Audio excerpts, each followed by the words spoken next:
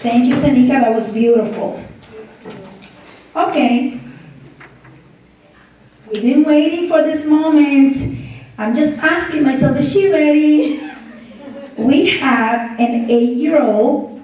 She's a second grader from the Community Day Charter School Webster. She got an award for being eloquent and also the model student. She is a dancer at Nancy Chippendales, and she is also a YouTuber. She's the creator of the Lianette Morales reading show. She's been doing it for 4 years now. She's 8. You want to pick up your sweater, Yanet? Please help me welcome Miss Lianette Raquel Morales Bernabel.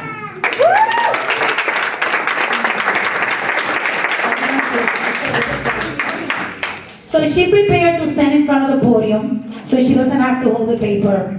Do we have a step? I don't think we have a step for her to do this like this. Do you want me to hold the paper for you? Or you want to hold it yourself? You can take the mic off and put it on. I can hold the mic. I can hold the mic for you and you can read it if you like. Are you comfortable? So do you have anything to say to the audience? Yes. Good afternoon. It's a pleasure to be here and thank you for having me. Dare to Dream, March for Jobs for Justice. Dr. Martin Luther King gave his inspirational I Have a Dream speech with over 200,000 Americans gathered in Washington, D.C. for a political rally. This rally became a key movement in the struggle for civil rights in the USA. Dr. King inspired millions of people across the world with the delivery of his famous speech. On the steps of the Lincoln Memorial, which helped Congress pass the landmark Civil Rights and Voting Rights Act in 1964 and 1965. In 1964, Congress passed Public Law 88-352, 78 Stat 241. The provisions of the Civil Rights Act forbade discrimination on the basis of sex as well as race in hiring, promoting, and firing. In the final legislation, Section 703A made it unlawful for an employer to fail or refuse to hire or to discharge any individual, or otherwise to discriminate against any individual with respect to his compensation terms, conditions, or privileges or employment, because of such individuals' race, color, religion, sex, or national origin. Title VII of the Act created the Equal Employment Opportunity Commission, EEOC. To implement the law, EEOC enforces laws that prohibit discrimination based on race, color, religion, sex, national origin, disability, or age in hiring, promoting, firing, setting wages, testing, training, apprenticeship, and all other terms and conditions of employment.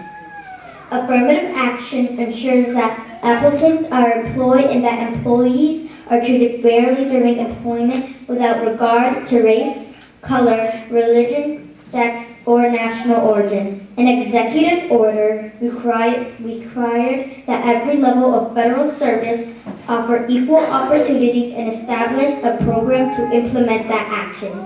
By the 1990s, Democratic and Republican administrations had taken a variety of actions that resulted in 160 different affirmative action federal programs. The Workforce Training Funds and the State Fund enacted into law in July 1998 and financed entirely by Massachusetts employers. Its purpose is to provide resources to Massachusetts businesses and workers to train current and newly hired employees. Job creation is much more important than the fact that the unemployment rate remains the same. It's very important to get people back to work.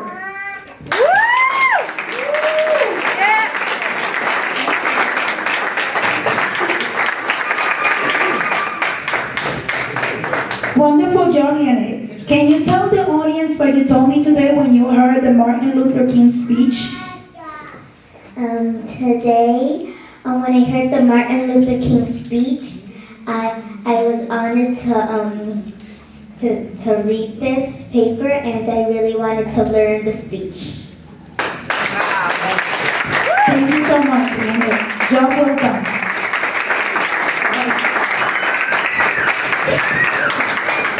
And I think you guys already know that that's my little girl.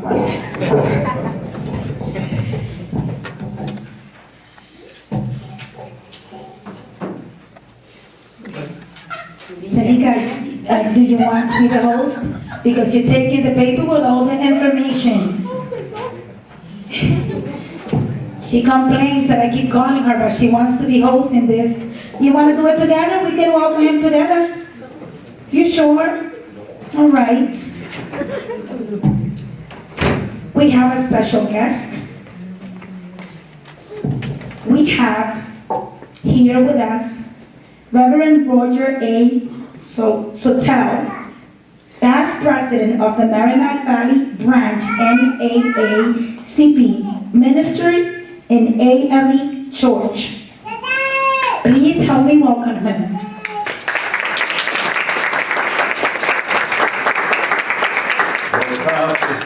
With my stayed on freedom. Woke up this morning with my mind stayed on freedom. Woke up this morning with my mind stayed on freedom. Hallelujah, hallelujah, hallelujah, hallelujah. Walking and talking with my mind stayed on freedom. Walking and talking with my mind stayed on freedom.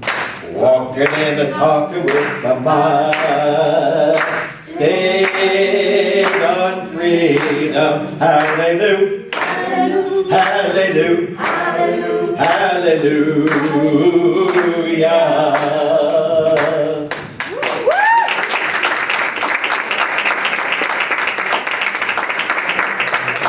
Dr. King was a man, and a great man, but he represents really a movement which is many, many persons, black, white, brown, male, female, all sorts.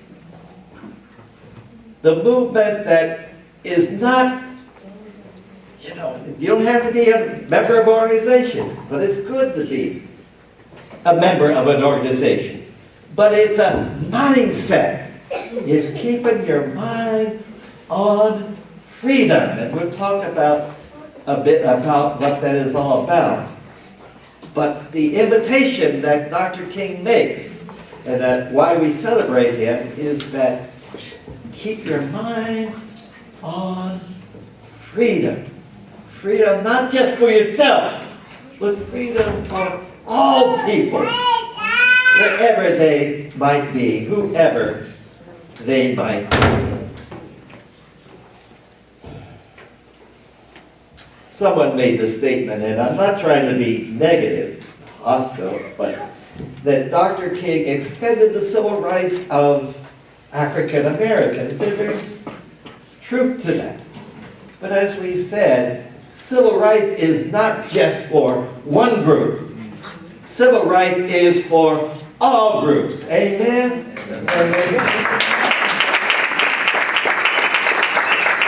And when our young friends read those laws and how they covered discrimination of all sorts, reminds us that we're all beneficiaries, not just one group within society, but everyone is a beneficiary of the laws that the movement and Dr. King inspired.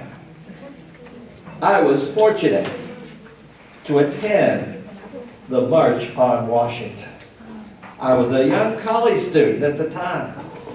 I heard about it. My parents didn't want me to go. No one knew what was going to happen when 100,000 or more black folk converge on Washington. It never been done before. But my response was, if there's going to be a problem, I'd rather be there to help out, to solve the problem, rather than just sit back and let extremists or whomever might want to cause problem be there and cause a riot or whatever. But it wasn't a riot. It was a great event. And you might know, you might not know, but there was a young man there who's one of the speakers because he was the head of the Student Nonviolent Coordinating Committee by the name of John Lewis. John Lewis, who then and since has been a leader of the civil rights movement and is now a member of Congress and has just made news because he is protesting against what is going on in Washington today. I stand with John Lewis because what is going on in Washington is not right. The movement